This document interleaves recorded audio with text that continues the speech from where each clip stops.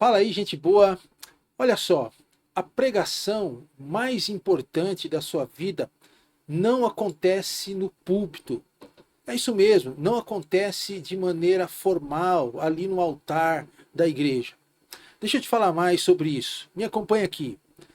A pregação mais importante da sua vida, ela acontece quando alguém olha para você e espera uma palavra naquele exato momento, no agora, aquele momento ali que a pessoa que está na sua frente, ao seu lado, espera que você abra a Bíblia e diga algo para ela naquele momento que ela mais está necessitando. A pregação mais importante da vida ou da sua vida realmente acontece no cenário real do dia a dia, sabe? Ali na mesa, no sofá. Esses momentos de informalidade, mas que também são importantes e são válidos para que a palavra de Deus seja comunicada da melhor maneira possível.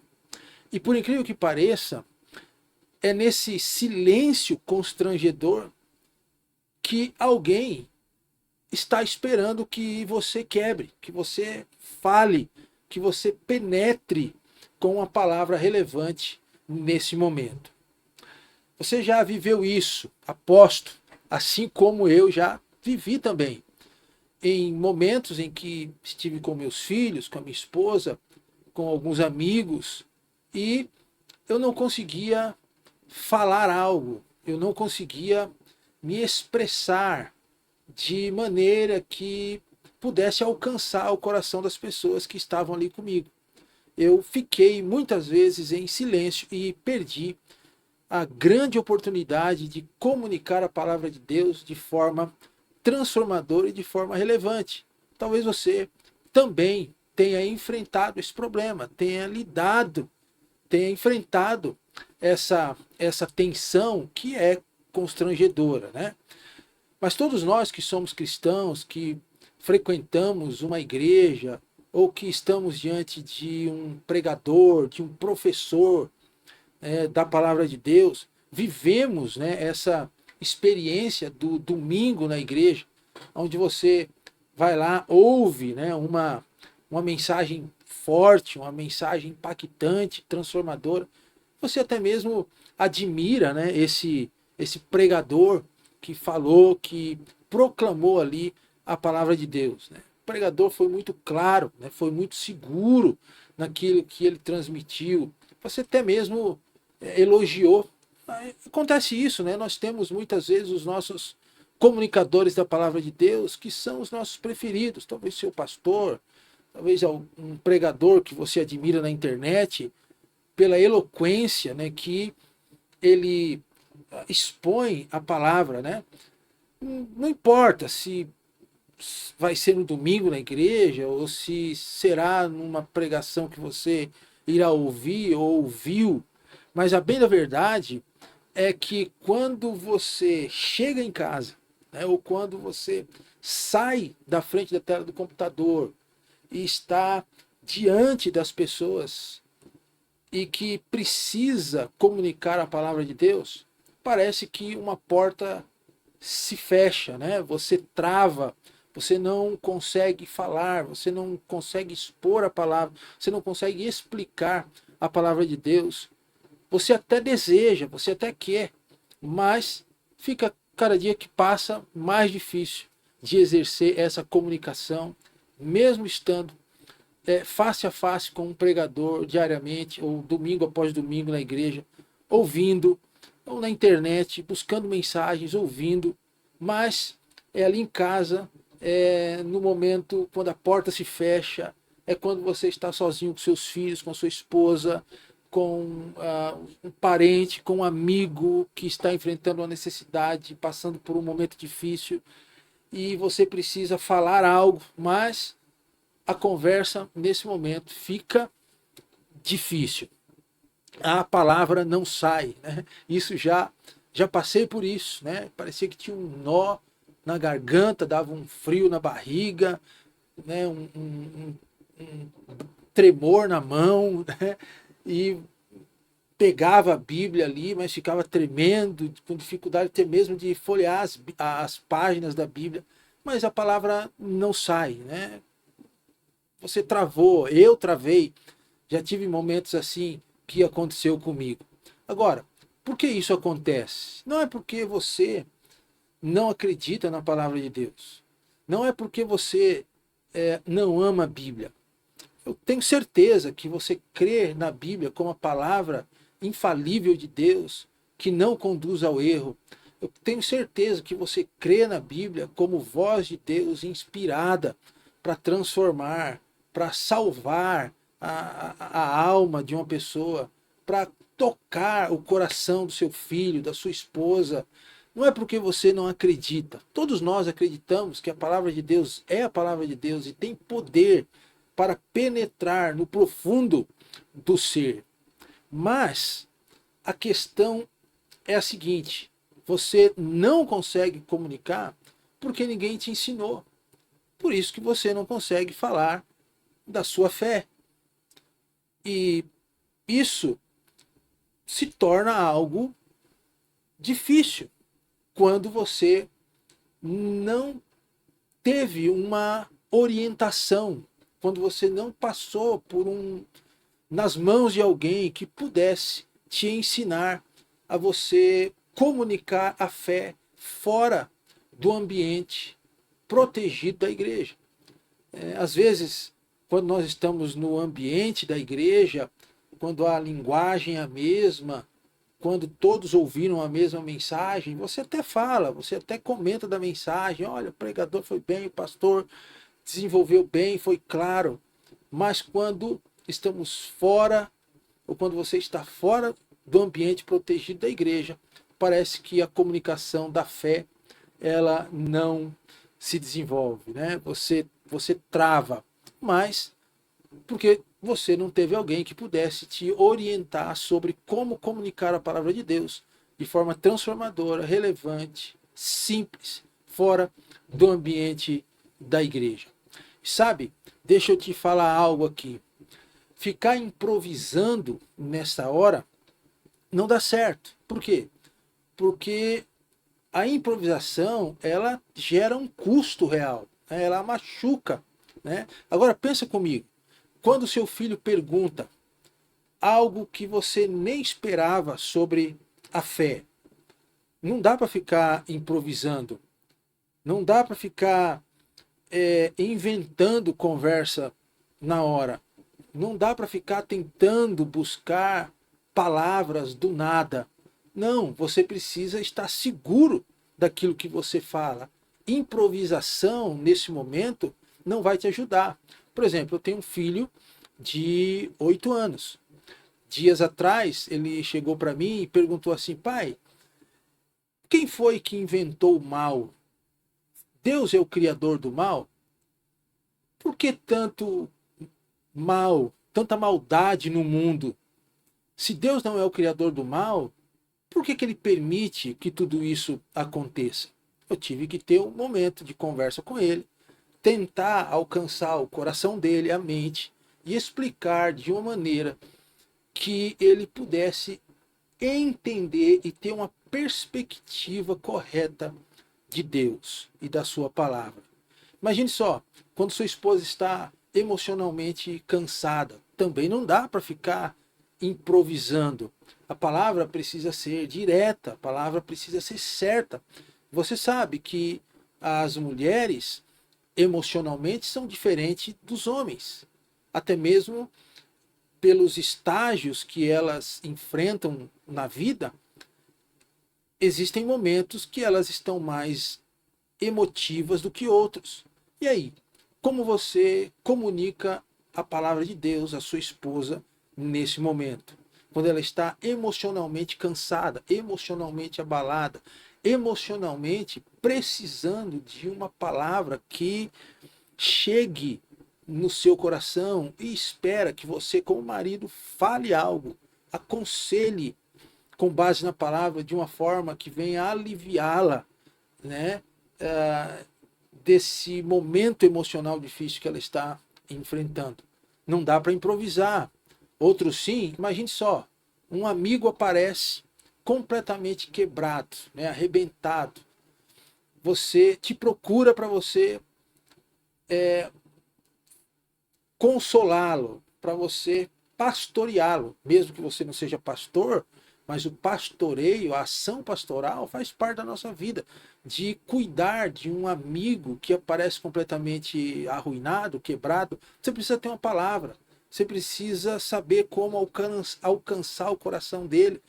Agora, imagine comigo, se essa mensagem alcança o coração do seu filho, da sua esposa, do seu amigo, essa mensagem que você transmitiu de forma transformadora, você vai se tornar uma pessoa inesquecível na vida deles. Vai se tornar uma pessoa impactante na vida deles. Você vai deixar um legado muito grande no coração. Então, não dá para, nesses momentos, ficarmos improvisando, né? Porque improvisação machuca, né? Quando a pessoa precisa de uma resposta real, transformadora, que vai cuidar do coração dela naquele momento. E olha só, existe um tipo de comunicação cristã que é autêntica, que é profunda, que é natural. Mas essa comunicação, ela não pode parecer uma mensagem ou uma pregação ou uma imposição. Para isso, existem modelos de comunicação que podem ser e devem ser usadas em uma comunicação informal que alcance o coração dessa pessoa. Modelos que contribuam para um diálogo, sabe, no dia a dia, ali na mesa, ali no sofá, ali num pequeno grupo, num grupo de amigos. Não é igual a mensagem de púlpito, não é igual a mensagem que acontece no altar da igreja, embora o foco da mensagem é a mesma, seja o mesmo, que é anunciar a palavra de Deus. Porém, precisa ter um direcionamento, um modelo diferente. Sabe que, na prática, a fé que flui naturalmente, ela precisa observar pelo menos 3 passos aqui. Quais são esses 3 passos? Primeiro, discernimento. É você saber discernir o que está acontecendo naquele momento. É você saber fazer a leitura do momento. Não basta apenas você ser bom de Bíblia. Não basta apenas você saber estudar a Bíblia, saber interpretar palavras. Você precisa saber ler o coração. Você precisa interpretar as pessoas com sensibilidade. Compreende? Isso nós chamamos de hermenêutica cultural, hermenêutica do coração. A hermenêutica, que é a arte e a ciência da interpretação bíblica, também serve para interpretarmos o coração, entendermos o coração das pessoas com quem nós falamos. Então, uma fé que flui naturalmente, ela precisa de discernimento, precisa de leitura e precisa de sensibilidade acerca do real momento em que as pessoas que estão ao seu redor estão vivendo. O problema é que muitos homens confundiram fé com palco, fé com púlpito, fé com altar. E a verdadeira fé, a verdadeira comunicação da fé vai além do púlpito, do palco, do altar, da formalidade. Existem sermões fortes no domingo, né? Na igreja, ouvimos, assimilamos, nós até elogiamos aqueles pregadores, aqueles professores, palestrantes que transmitem a palavra de Deus de maneira impactante, mas a questão é ir no privado, sabe? Ir lá naquele momento onde você se encontra com seu filho, com a sua esposa, com os seus amigos, com alguém que está precisando de uma palavra de encorajamento, de conforto, sabe? Como que você comunica, né, a palavra de Deus no privado, né, ali durante a semana. E infelizmente é nesse momento em que o silêncio bíblico ele acontece. É nesse momento em que nós muitas vezes não conseguimos nos comunicar. Portanto, o maior fracasso espiritual de um homem não é pregar na igreja, é não saber abrir a Bíblia com autoridade dentro da sua própria casa.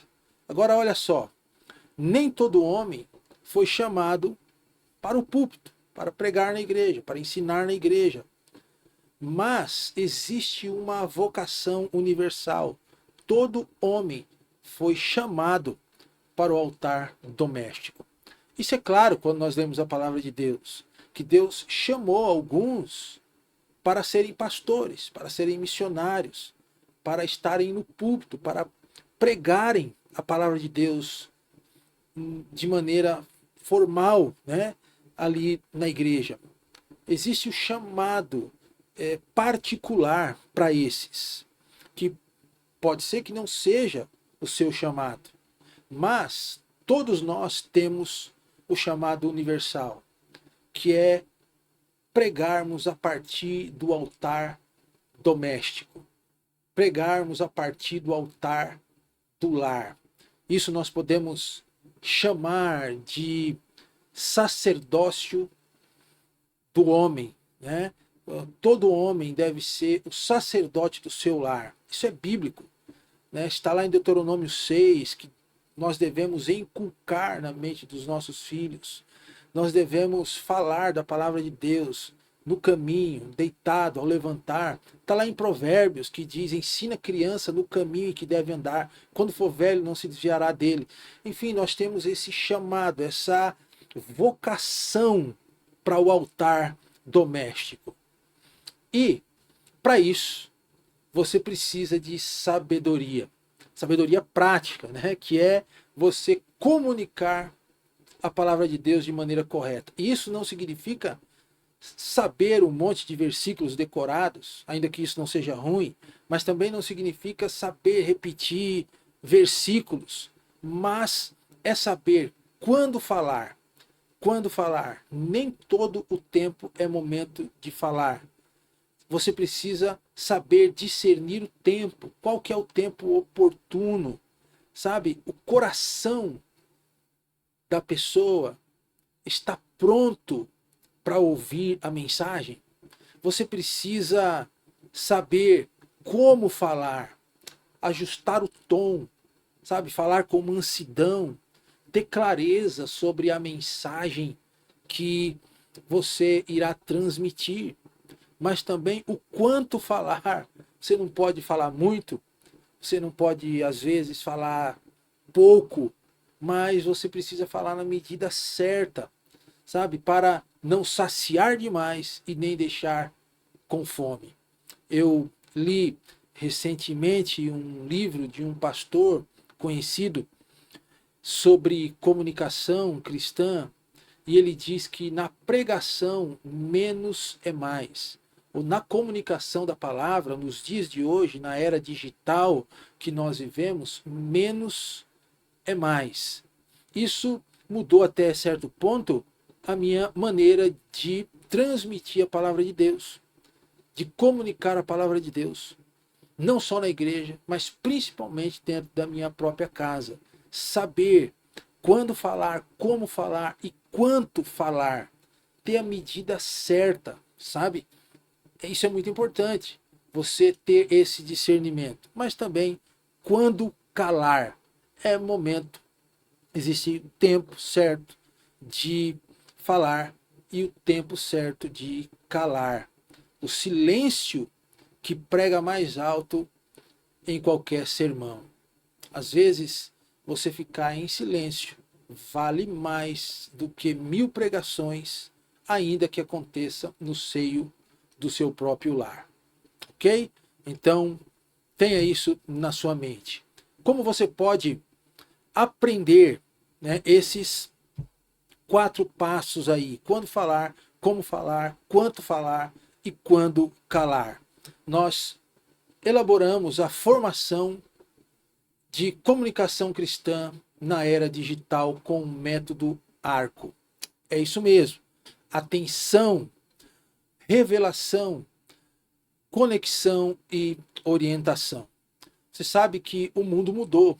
Nós hoje vivemos numa época chamada de época pós-moderna. Aliás, muitos teólogos, filósofos, comunicadores já estão dizendo que nós não estamos mais na pós-modernidade. Nós já estamos na hipermodernidade.